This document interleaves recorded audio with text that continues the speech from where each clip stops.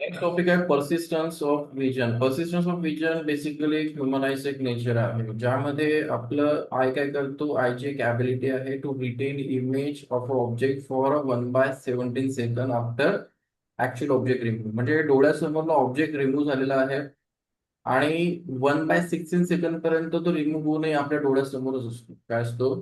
डोळ्यासमोरच असतो. Object remove झालेला असतो, पण सेकंदाचा किती पार्ट? 1/16 पार्ट एवढ्या वेळ तो समोरच असतो. आणि त्याच्यामध्ये जर नेक्स्ट ऑब्जेक्ट आला, त्याला नेक्स्ट ऑब्जेक्ट आला तर त्याला तो कंटिन्यू करतो. काय करतो? कंटिन्यू करतो. त्याला म्हणतात phenomenon of persistence of vision. आणि याच्याने आपण मोशन पिक्चर बघतो. हे जे मूवीज वगैरे बघतो आपण, कशाने बघतो? मोशन पिक्चर बनवले कसे जातात? कंटिन्युएशन नाही. कशाने? कंटिन्युएशन. तुम्ही मोशन पिक्चर जर गुगलवरती सर्च केलं तर तुम्हाला वेगवेगळ्या इमेजेस मिळतील. काय मिळतील? इमेजेस मिळतील. आणि इमेजेस आपल्या डोळ्याच्या समोरून फास्ट मूव्ह केल्या जातात.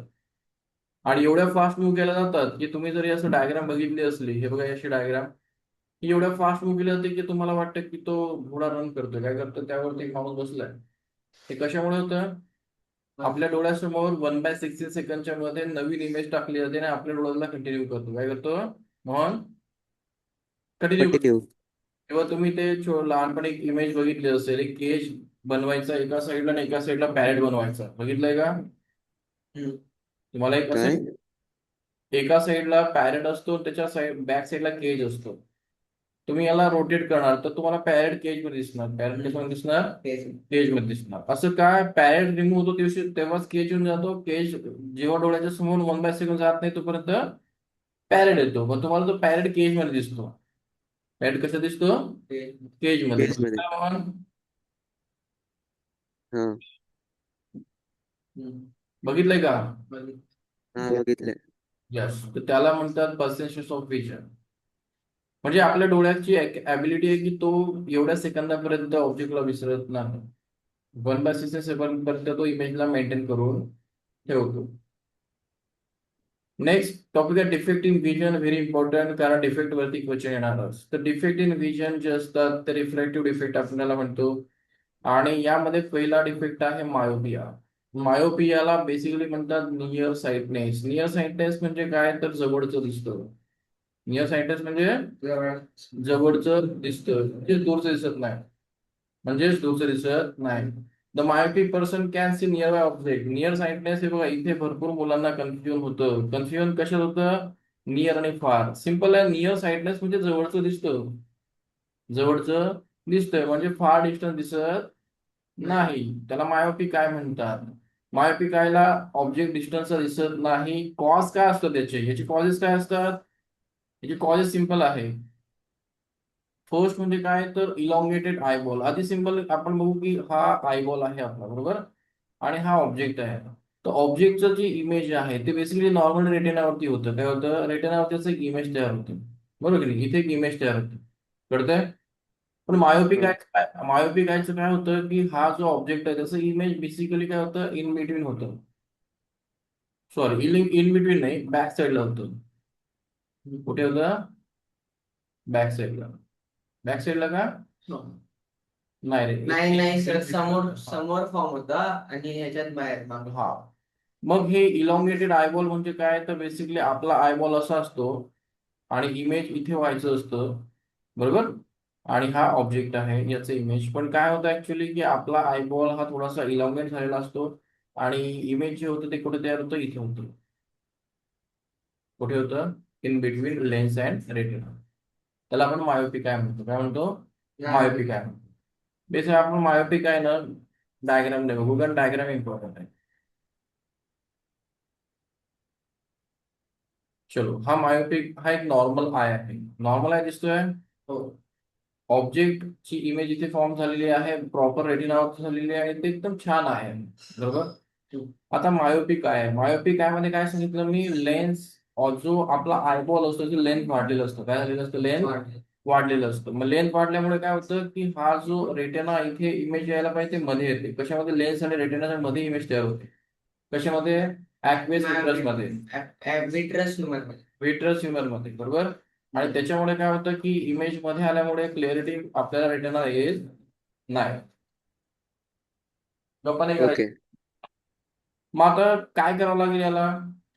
याला सिंपल आहे की हे जे रे येतात त्यांना काय करावं लागेल? डायव्हर्ट. त्यांना जर आपण ऑलरेडी डायव्हर्ट केलं, इकडे बघायचं ते त्यांना डायव्हर्ट केलं तर मग ते प्रॉपरली कन्व्हर्ट होऊन इथे येतात. मग लाईटला काय करायचं? डायव्हर्ट करायचं. कशाने करायचं?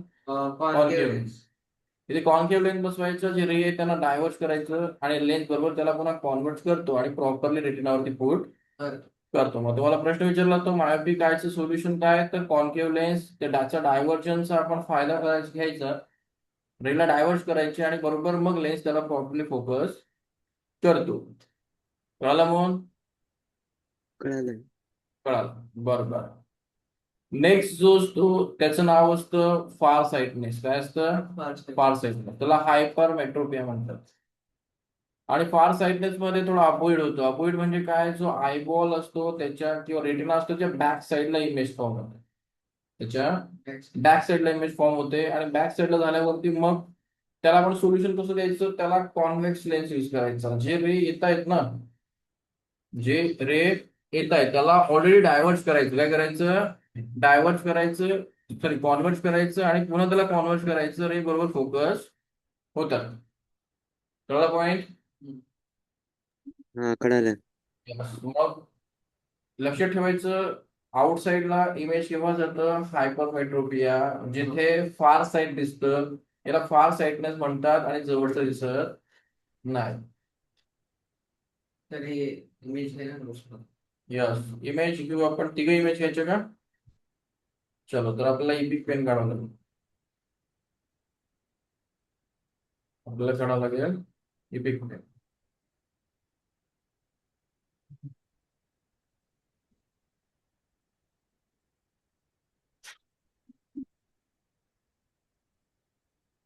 बहुत काही प्रॉब्लेम आहे? नाही सर कळालं. काय करताय श्रेया? हो. तर हे आहे, कोणता आहे हा? मायोपिक आहे. कोणता आहे? मायोपिक आहे. मायोपिक आयला आपण काय सांगितलं? कुठे मायोपिक आहे? मायोपिक आयची आपण आधी करू डेफिनेशनच्या कॉजेसच्या नंतर आपण इथे काय करू? इथे इथेच करा, बरोबर?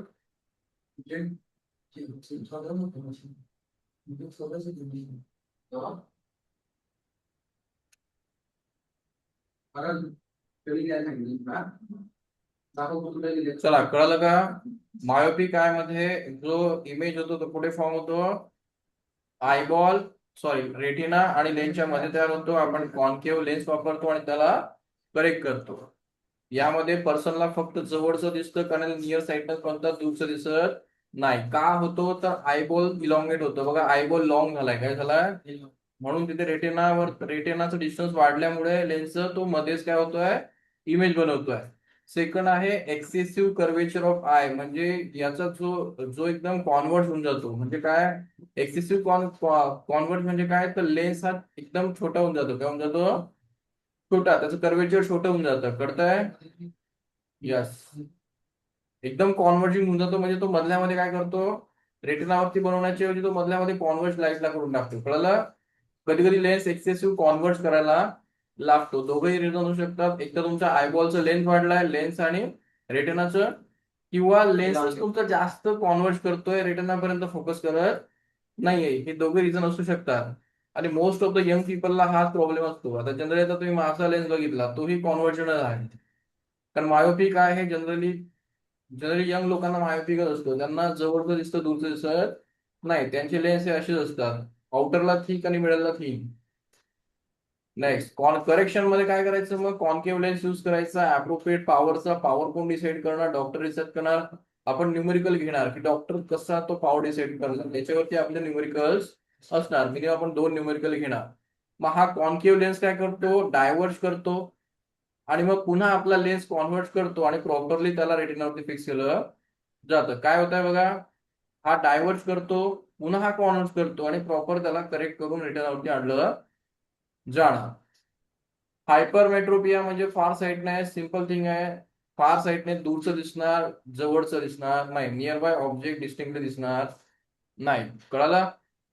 येस. हा कॉज का होतो? तर आयबॉल शॉर्ट होतो. आयबॉलचं डिस्टन्स काय होतं? कमी होतं. काय होतं? कमी होतं. म्हणजे आयबॉलचं हे जे लेंथ असतं ना एकदम शॉर्ट होऊन जातं. हा आयबॉल असा असावा तो असं होऊन जातो आणि हे लेंथ कमी होतं तर फोकस मागे होतो, रेटिनाच्या मागे होतो. कळलं point? Next, the focal length of eyeball जास्त वाढून जातं. हे बघा फोकल लेंथ बघा. अरे डायग्राम लिहिली नाही.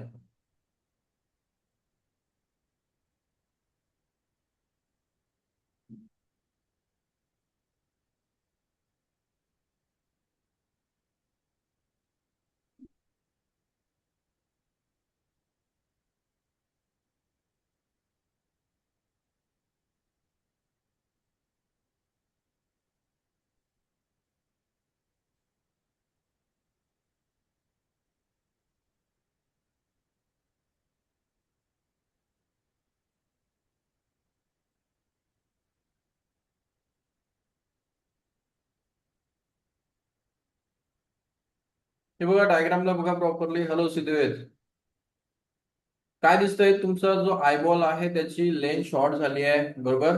काय झाली? शॉर्ट झाली. किंवा जो फोकल लेंथ असतो, बरोबर, हा जो फोकल लेंथ असतो तो वाढून जातो आणि तो लेन्स असतो तो काय करतो, जास्त लेंथला फोकस करायला लागतो. समजलं? ही जी लेंथ ओके. फोकल लेंथ म्हणतात, एफ म्हणतात. लेन्स जास्त लेंथला फोकस करायला लागतो, जी फोकल लेंथ वाढते. काय होते? फोकल लेंथ वाढते. आणि मागच्या कंडिशन फोकल लेंथ काय झाली होती? एकदम शॉर्ट झाली होती. काय झाली होती? शॉर्ट. आणि याच्यामध्ये फोकल लेंथ एकदम काय होते? वाढून जाते. तर ती कशामुळे होऊ शकते? त्या लेन्सला तसे का चेंजेस येतात? ते बाय बर्थ होऊ शकतात. तुम्ही बघितलं असेल, बाय बर्थ लोकांना चष्मा असतो का? कारण त्याची फोकल लेंथ ऑलरेडीच काय झालेली असते, थोडी मिसमॅच झालेली असते. असतं ना बाय बर्थ? असतात. भरपूर लोकांना हम्म. बाय बर्थ असतात. तर रिझन काय आहे? रिझन सिंपल आहे, त्यांना बाय बर्थ तो डिफेक्ट आहे, असू शकतो. तर हायपरमेट्रोपी आपण लक्षात ठेवायचं. फार साईडने दूरचं दिसतं, जवळचं दिसत नाही, इमेज मागे तयार होणार. काय वापरावं लागणार? कॉन्व्हेक्स लेन्स वापरावं लागणार. कोणता? कॉन्व्हेक्स. तो कॉन्व्हर्ट करणार आणि पुढचा पुन्हा अजून कॉन्व्हेक्स करणार आणि जे मागची इमेज आहे तिला हा कॉन्व्हर्ट बरोबर रेटिनावरती पुट करणार. आणि जी पॉवर कोण ठरवणार? त्याची पॉवर कोण? डॉक्टर ठरवणार. आणि अप्रोप्रिएट पॉवर आपण तेच पुन्हा न्यूमेरिकल्स मध्ये बघू काय करायचं. न्यूमेरिकल बघू आपण, बघू काय करायचं. न्यूमेरिकल मध्ये काय बघतो आपण? हे करेक्शन किती आलंय, हे करेक्शन किती आहे.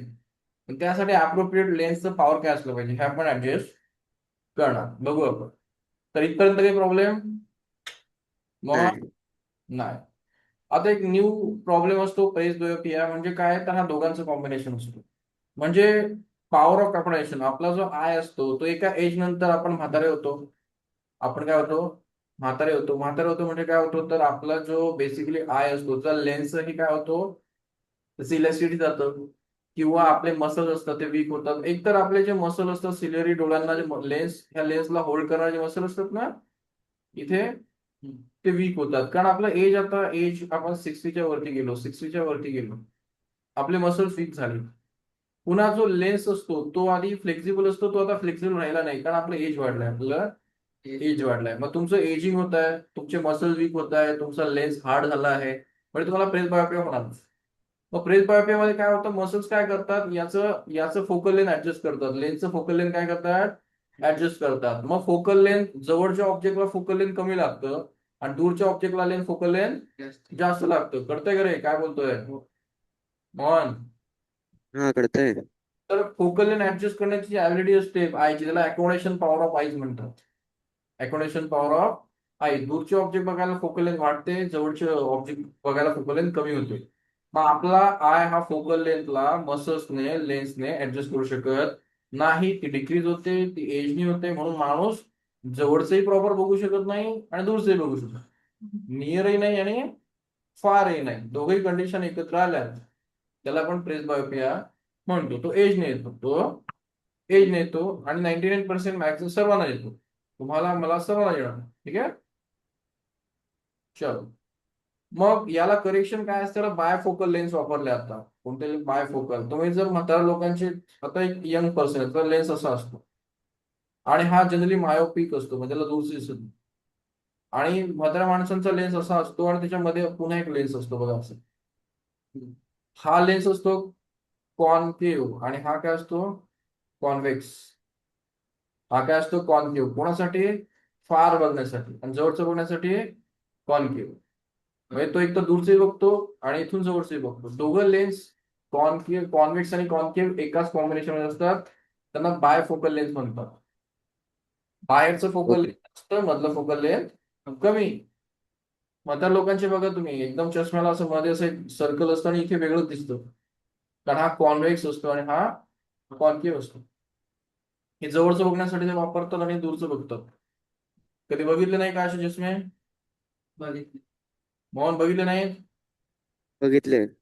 यस. कॅटरॅक्टला आपण काल डिस्कस केलं होतं. कॅटरॅक्ट बेसिकली जेव्हा आपला ह्युमन आयचा लेन्स आहे तो क्लाउडी किंवा ओपेक होतो, तो ट्रान्सपरंट असतो, आपण यंग असतो, आपलं पुन्हा एजिंग होणार आणि हा क्लाउडी होणार. क्लाउडी का होणार? तर बेसिकली त्याला भरपूर रिझन आहेत. एज असेल किंवा तुमचं काय डायबिटीज मुळे होऊ शकतो, भरपूर रिझन आहेत. पण तो क्लाउडी झालाय आता. त्यामुळे तुमचं पार्शियल किंवा कधी कधी कम्प्लीट विजन जाऊ शकतं. कारण तुम्ही ज्यातनं बघता तो क्लाउडी झाला ना, तो ट्रान्सपरंट राहिला नाही. मग त्याला एकच काम करावं लागतं, सर्जरी करून त्याला काढावं लागतं आणि आर्टिफिशियल लेन्स टाकावं लागतं. काय करावं लागतं?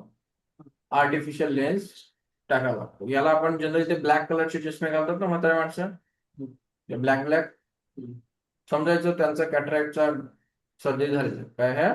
मग ते का घालतं सर ब्लॅक कलरचं? ते ब्लॅक कलरचं असं आहे की तो जो जो आय असतो, जो सर्जरी झालेला असतो, तो एक 8-10 दिवस सेन्सिटिव्ह असतो, लाईट सेन्सिटिव्ह असतो. एकदम ब्राईट लाईट जाऊ नये, तर नवीन लेन्स टाकलं असतो. लेन्स कॅटरॅक्ट सर्जरी माहित नाही का तुम्हाला? मला सांगा, हो का नाही? माहिती. नाही. हो का नाही मोहन? नाही. नाही. चला कॅटरॅक्ट सर्जरी तुम्हाला सांगतो एकदम शॉर्ट मध्ये बघून घेऊ. सर्जरी नाव काय? Cataract surgery.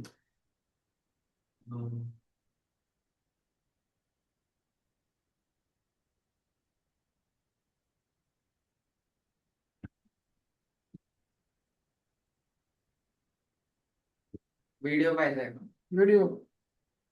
मग माहिती पाहिजे ना कॅटरॅक्ट काय असतं. हे बघा, हा कॅटरॅक्ट सर्जरी आहे. सर्वात बेस्ट व्हिडिओ न्यूक्लियस मीडियाचे असतात मी पाहिलेलं आहे रिअल लाईफ. आणि इंडियन कंपनी नाहीये. ठीक आहे ना, आपण बघून घेऊ. मोहनला कळेल ना? ऑपरेशन काय करतो? बघितलं? हो, माझे डॉक्टर त्यांचा व्हिडिओ पण असतो तिकडे. ओके. ठीक आहे, चांगली गोष्ट आहे. मोहनला दाखवू आपण. चलो मोहन, कॅटरॅक्ट सर्जरी आहे आणि हा surgery to remove the cataract. The lens is a clear disc. To help produce these proteins may be हा लेन्स आहे, बरोबर? together and cloud the lens. This clouding is called a cataract. दिसतंय white cloud झाले. Cataract can block light from entering your eye and cause blurry vision. Before your procedure, you will be given eye drops to diagnose cases offered a sedative less than an hour. In this procedure, your surgeon will look through an operating microscope and make a tiny incision on the side of your cornea. Place the cloudy lens into tiny fragments. Next, your surgeon will vacuum out these fragments through the incision. Then, an artificial intraocular lens will be inserted. Intraocular lenses are made of plastic, silicone, or acrylic compounds and will remain in place for the rest of your life. थोडा simple आहे. तो जो lens असतो त्याचे आधी तुकडे doctor करतो. Instrument असतो, त्याला फेको एक मशीन म्हणतात, त्याच्याने बघा तुकडे केले जातात. Is phacoemulsification. In this procedure, your make a tiny हे बघा, incision अशा प्रकारे कट केल्यानंतर त्यात मशीन टाकलं जातं आणि ते तुकडे केले जातात लेन्सचे. हे बघा, दिसतंय? opening through the capsule of the lens दिसतंय and तुटला? use an ultrasound probe to break the cloudy lens into हो. fragments. आणि त्याला बसवत करून येतात, संपलं, आणि त्याच्या जागी नवीन बसवून टाकतात. Done surgery. 5 मिनिटातच येस, काय मोठी गोष्ट. एक जास्तीत चांगला ट्रेन टीचर असेल तर 2 मिनिटं. माझा फ्रेंड आहे शिंदे म्हणून, जास्तीत त्याला मी म्हटलं तर 2 मिनिटं फक्त. माझ्या पप्पांचं सर्जरी माझ्या मित्रानेच केलंय आणि त्याला म्हटलं अरे काय ते, हे म्हटले ते सासवडे वगैरे ते डेंजर आहे. ते काय नाही, 2 मिनिटं फक्त. गेलो मतलब अरे हे काय काय नाही, तू टेन्शन नाही घ्यायचं. गेला 2 मिनिटात मलाही मध्ये बोलवलं, झालं म्हटलं काय झालं? हो झालं, हे संपलं. चला चष्मा घाला घरी. त्यामुळे काय ते मोठी गोष्ट नाहीये. डॉक्टर तुम्हाला ते हेवी वाटतं पण तसं काही नाही. 2 मिनिटात सर्जरी आहे, एकदम सोपं सर्जरी आहे. ठीक आहे, कॅटरेक्ट. चलो, आपण एक टॉपिक संपवलाय, त्याचं नाव आहे ह्युमन आय. त्याचे काही डिसीजेस, कॅटरेक्ट हा एक त्याच्यातला एक प्रॉब्लेम आहे. विजन लॉस होतो. आणि तुम्हाला एक महत्वाचा टॉपिक शिकलो होता, ग्लुकोमा. तो टॉपिक सिलेबस नाही, पण लक्षात ठेवायचा, व्हेरी इम्पॉर्टंट. का? प्रेशर आहे वाढतं आईचं, आईच्या लिक्विडचं प्रेशर वाढतं आणि तुमचं विजन लॉस होतं. यामध्ये लक्षात ठेवायचं की हे मायोपिया आणि हायपर मायट्रोपियन प्रेसबायोपिया एकदम इम्पॉर्टंट टॉपिक आहे. प्रत्येकाला तुम्ही स्टार बघू शकतं. ठीक आहे, न्यू टॉपिक सुरू करू आपण. Refraction of light to prism. आपण प्रिझम मधनं लाईटला काय करतो, पास करतो आणि तिथून लाईट बघतो. तर refraction of light to prism बघण्यासाठी आपल्याला बघावं लागतं प्रिझम काय असतो. काय असतो? एकदम काय प्रिझमचं हे एक्सपेरिमेंट कोणी केलं होतं, तर याच्या मागे डोकं होतं कोणाचं? डोकं Einstein. त्याच्यामध्ये होतं, सायंटिस्टचं नाव होतं आइन्स्टाईन. कोण? न्यूटन. हा, न्यूटन.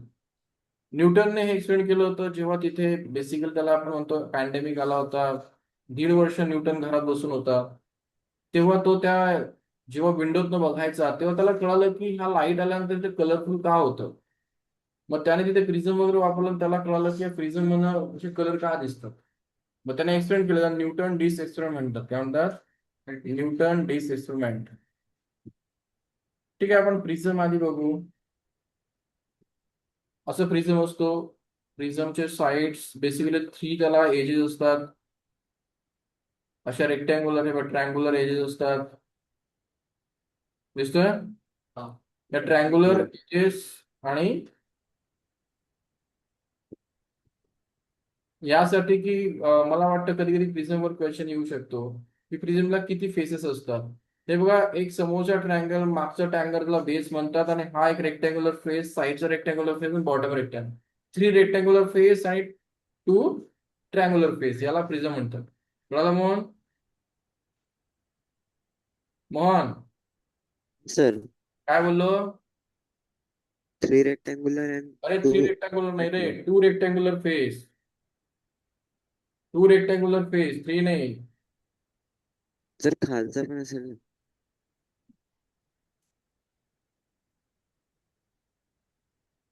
हे बघा, इमॅजिन करा ना, हा समोरचा ट्रायंगल आहे, म्हणजे बॅक साइडचा ट्रायंगल आहे. हा एक रेक्टँगल आहे, याच्या बाजूला इथे एक रेक्टँगल आहे ना, बॉटमला एक रेक्टँगल आहे. दिसतोय का? 3 बॉटमचा rectangular आणि 2 रेक्टँगल, triangle. हा, आणि 2 ट्रायंगुलर. अशा बरोबर प्रिझम असतो. कळलं म्हणून? हा. नाहीतर 3D मध्ये बघायचं, गुगलवरती भरपूर इमेज 3D मध्ये असतात आणि त्यातनं तुम्हाला प्रिझम कळेल. प्रिझम हा लाईट मध्ये भरपूर महत्वाचा एक थिंग आहे. आणि हा जो अँगल असतो याला अँगल ऑफ प्रिझम म्हणतात. जसं तुम्ही पुढे आता तुम्ही आयसीसी वगैरे नाही, इथे अँगल ऑफ प्रिझम हा जो अँगल असतो याला म्हणतात अँगल ऑफ प्रिझम. त्याला ए म्हणतात. काय म्हणतात? ए. हा वेगवेगळ्या अँगलचा प्रिझम मिळतो, फक्त काही एकच अँगलचा प्रिझम नसतो. हे जे ट्रायंगल असतात त्यातल्या अँगलला म्हणायचं अँगल ऑफ Prism. प्रिझम. ठीक आहे, पुढे बघू. सध्या प्रिझम काय असतो वाचायचं म्हणून. Transparent optical element with flat polished surface that refract light. Usually has a triangular base and rectangular sides. बरोबर. हे बघा, डेफिनेशन सिंपल आहे. एक polish glass surface, transparent surface, त्याला ट्रँग्युलर काय असतात, बेस असतात आणि रेक्टँग्युलर साईड असतात. हे बघा, रेक्टँग्युलर काय आहे, साईड आहे, आणि ट्रँग्युलर काय आहे, बेस आहे. अशा गोष्टीला काय म्हणायचं, प्रिझम म्हणायचं. चलो, प्रिझम बघितल्यानंतर आपण पुढे जाणार अँगल ऑफ डेव्हिएशन. काय बघणार? Angle of deviation. आता अँगल ऑफ डेव्हिएशन बघण्यासाठी आपल्याला prism, light pass through prism काढावं लागेल. चलो, ही डायग्राम आपल्याला काढावं लागेल. इकडे लक्ष द्यायचं रे. हॅलो,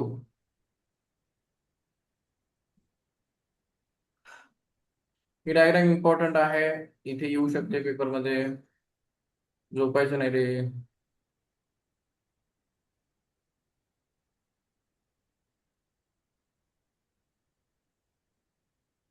चलो, डायग्रामला आपण इथे बघू. डायग्राम एकदम सिंपल आहे. चला, काय दिसतंय?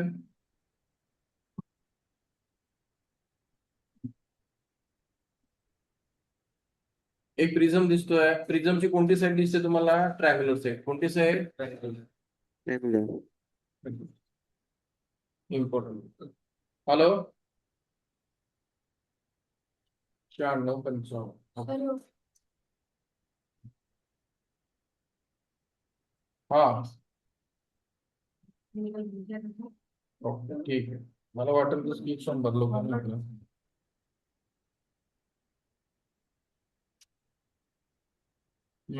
पूर्ण काढतोय दादा.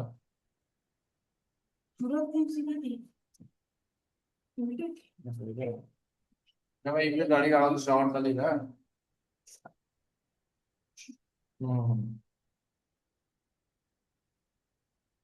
ठीक आहे. मग एक काम कर, तणकाट्यावर त्या पावती घेतल्यात ना? बरोबर, पावती घेतली, झाडं गिडाची असली का? हम्म.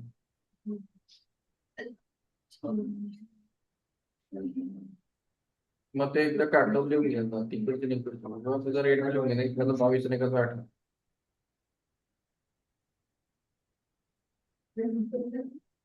नाही ते किती झालं 22 वाले ते पहिले घे ना, म्हणजे कसं आपल्याला गणित करायला सुटतं. मग काढले 370 बाकीचे जे उरले ते हा 370 पहिले मा टोटल टाकला मायनस बेस मा तिकडे 18 आणि रेट तरी 17 20 घे.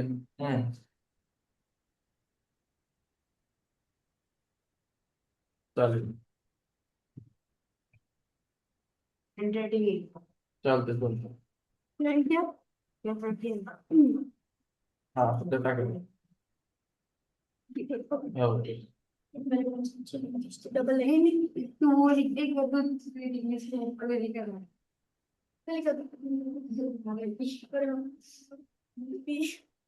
काय रे?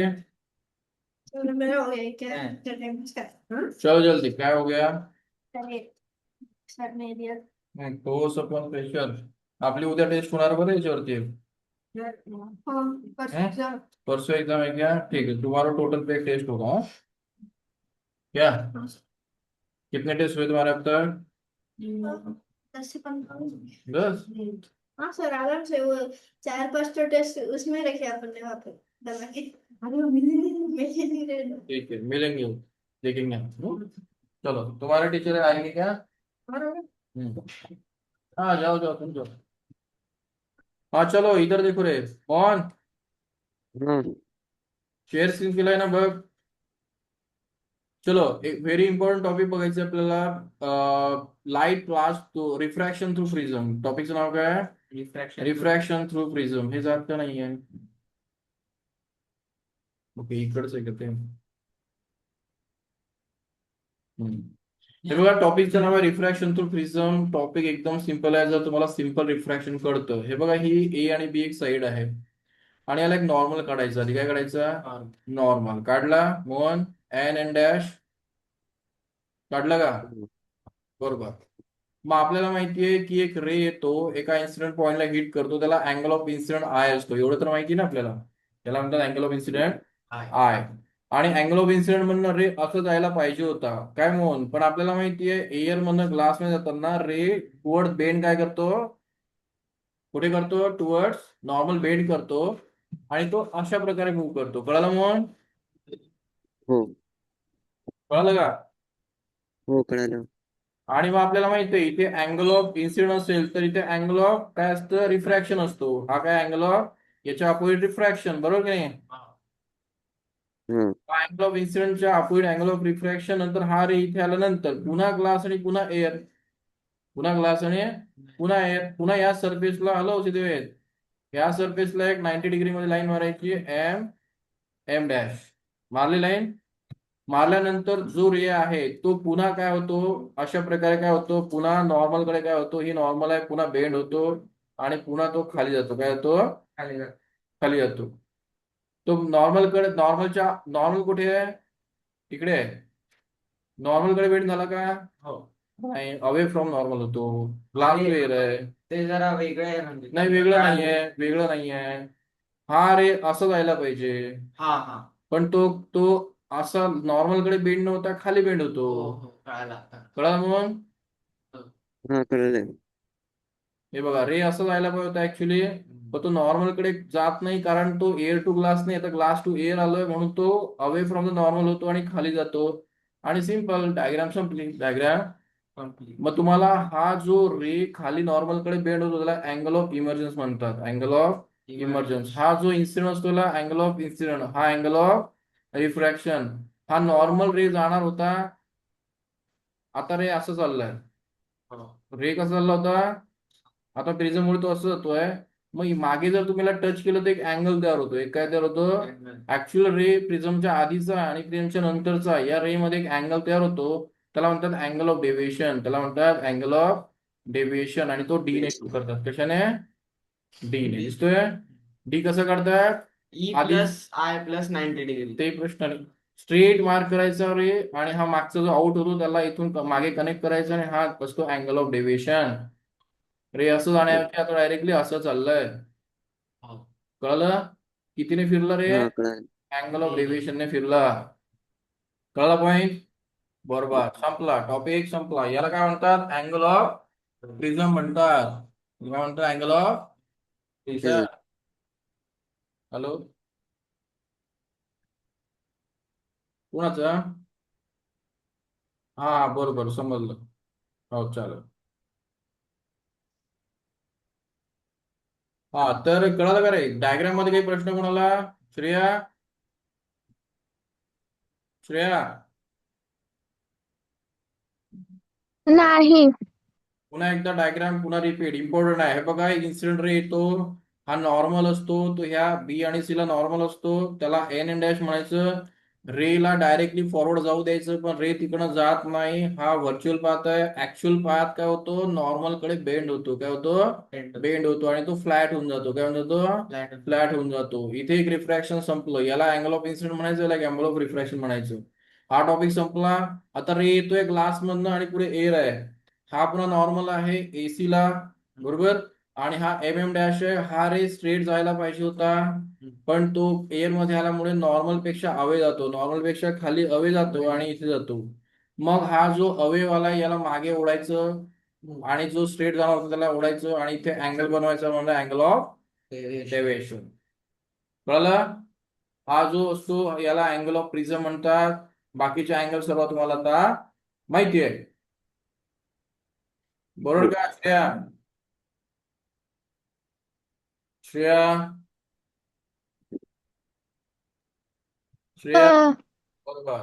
आणि बाकीच्या गोष्टी आपल्या नोट्स मध्ये वाचून घ्यायच्या. काय नोट्स मध्ये?